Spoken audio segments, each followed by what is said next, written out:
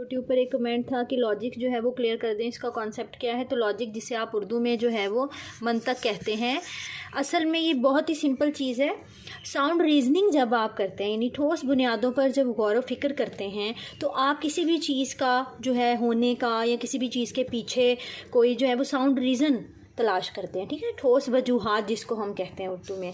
तो मंतक यही है, किसी भी चीज़ के वजूद के लिए या किसी भी चीज़ के होने के पीछे जो भी लॉजिक है, जो साउंड रीजंस हैं, दैट इज़ कॉल्ड लॉजिक। हम कुछ चीज़ों को हम कहते हैं ना, इसकी कोई लॉजिक नहीं बनती, इसकी कोई मंतक नहीं है, तो वो क्या होता है असल में। फॉर एग्ज़ाम्पल, अगर आप ये कहते हैं कि आप लेक्चरर एजुकेशन की प्रिपरेशन कर रहे हैं और उसमें आप मैथ्स की भी तैयारी कर रहे हैं, तो अगर तो फॉर एग्जांपल जीके का पोर्शन है तो लॉजिक बनती है मैथ प्रिपेयर करने की, यानी इसके पीछे कोई साउंड रीज़न है कि आप मैथ की प्रिपरेशन करें। अगर आपका जनरल नॉलेज का पार्ट हटा दिया जाता है, उसके बाद भी आप जो है वो एजुकेशन की बजाय मैथ्स प्रिपेयर करते रहते हैं, तो इस बात की कोई लॉजिक नहीं है, दैट इज़ इलॉजिकल। ये बिल्कुल बेबुनियाद बात है।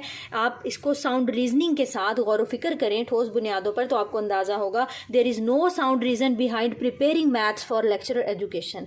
क्लियर है कि लॉजिक जो है वो तब बनती है जब पीछे कोई साउंड रीज़न होता है। तो बड़ा सादा सा लफ्ज़ है, हर उस चीज़ की लॉजिक होती है जिसके पीछे कोई साउंड रीज़न होता है। तो लॉजिक होता है मंतक तलाश करना, किसी चीज़ का कोई भी ठोस वजह तलाश करना, और ये जो है वो सब ब्रांच है फ़िलासफ़ी की। एज़ यू नो कि रीजनिंग का फ़िलासफ़ी के साथ बहुत ज़्यादा ताल्लुक है, ठीक है, गौर व फिक्र का। तो लॉजिक जो है वो फ़िलासफ़ी की ही सब ब्रांच के तौर पर अक्सर किताबों में लिखा होता है। मेरा ख्याल है थर्ड ईयर की मकबूल अहमद साहब की बुक में भी मंतक जो है वो उसको एक साइड ब्रांच के तौर पे फ़िलासफ़ी में ही लिखा हुआ है, क्योंकि इसमें आप क्या कर रहे हैं, ठोस बुनियादों पर गौर व फिक्र करके किसी भी चीज़ का, किसी भी बात का जो है वो एक ठोस वजह या एक सबब जो है वो तलाश करते हैं।